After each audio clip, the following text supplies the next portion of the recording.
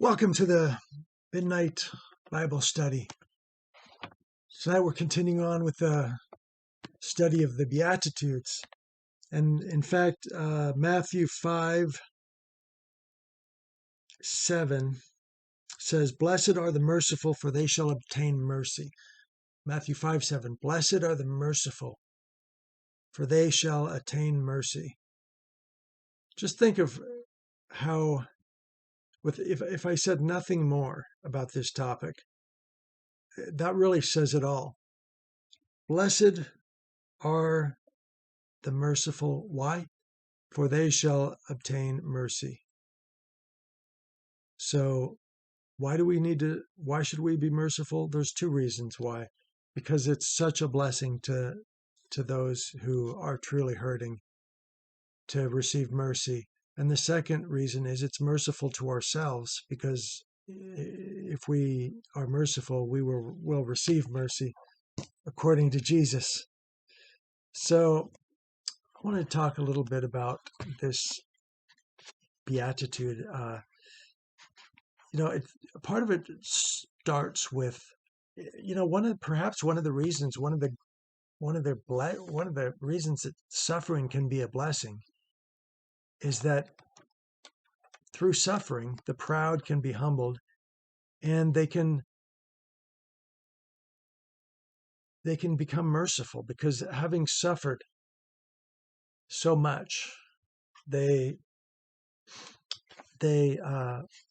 have more compassion. They have more compassion and understanding for those who are suffering. Sometimes those who really haven't suffered can be judgmental and condemning of those who are suffering, because they see it as, well deserved, for not being as great as the people who seem to have done everything right.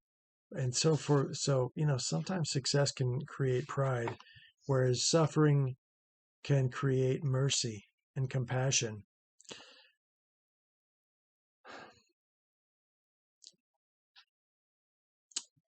How can we be merciful to others? If somebody is in need, we can help them with their physical needs. If they're a man who's hungry, we can give them food. Someone who needs love, we can give them love and compassion. Someone who's lonely, we can listen to them, spend time with them, and empathize with them. Titus in 3:5 says, "He saved us according to his mercy." Talking about Jesus, he saved us. Why did he save us? Because we're the ones in poverty. We're the ones in need. We're the ones who are destitute. And if we don't know that, then we'll find out. But we're destitute. We're desperate, because we need Jesus. We need Jesus to be saved and to comfort us when we're hurting. So Titus says, he saved us according to his mercy. I was once, when I was young, I was got in a situation where I was about to be savaged by someone who was much bigger than me. And a guy stepped in. I don't know who this guy was, but he stepped in I don't know why, but he stepped in and stood up for me and basically saved me from a severe beating, which probably I deserved, but nevertheless, I didn't want it, and it would have been severe. So this guy stepped in and saved me, and that act of mercy, I'll never forget it. I've been thankful for decades for I just never forgot the guy for doing that. And so it's that kind of a little act of mercy, which probably took place in about a minute, and decades later, I still haven't forgotten what that guy did for us. And that can be the power of mercy, when we show somebody mercy. Uh, in Ephesians 2, 4 to in Ephesians 2, um, we learn that God has saved us being rich in mercy. So who is our God? God, and why has he saved us? Because our God is rich in mercy. He wants to have mercy for us. In Daniel 9:9, it says, to the Lord our God belong mercies and forgiveness. So we have a merciful God, which is good, which is great news, and a forgiving God, which is great news. If thou, Lord, shouldst mark iniquities, O Lord, who shall stand?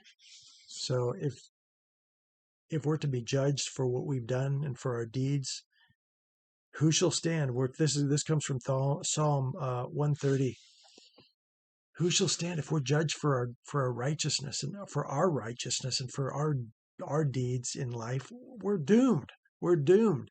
Well, no one's going to be saved for their be perfect adherence to the law and to morality. If thou shouldst mark our iniquities, O Lord, who should stand? But there is forgiveness with thee, that thou mayest be feared. So that's powerful. There is forgiveness with thee, that thou mayest be feared.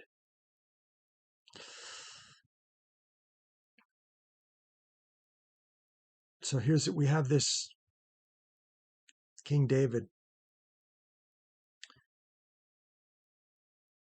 confessing sins, knowing that he's speaking to a God of mercy, but also a God that should be feared. And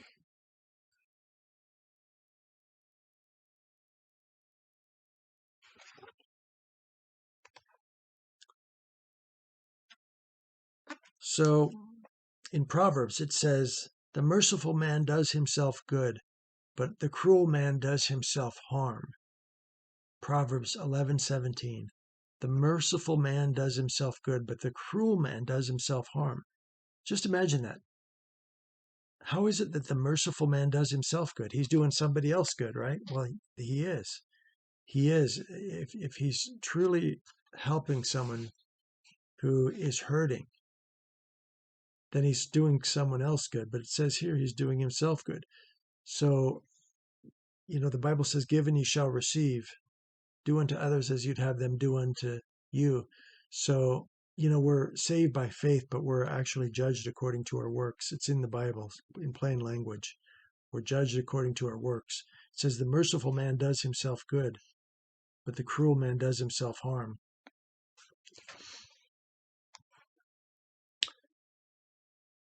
So, what is it? How are we merciful? We're merciful, by giving. We can give a poor man money to meet his needs. To someone who's hurt in financial difficulty, give him money. Not lending him money. Give him money. If there's someone who's desperate, buy him a meal if they're hungry.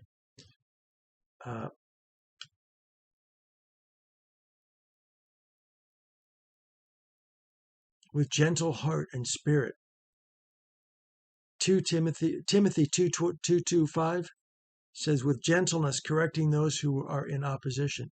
So we can be merciful just by not savaging somebody who is maybe confused about the faith, for example, or about life, which is very difficult. But with gentleness correcting those who are in opposition. So just a merciful spirit and not a judgmental spirit. We need to be merciful in our thoughts towards others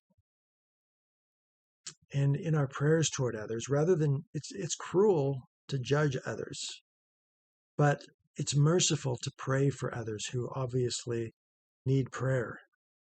And so we can pray for others, and we can share the word with them, the word which can save souls. What could be more merciful than that? So there you go. That's another beatitude in Matthew 5:7. Blessed are the merciful, for they shall obtain mercy. God bless you, and good night from the midnight radio, the midnight Bible study.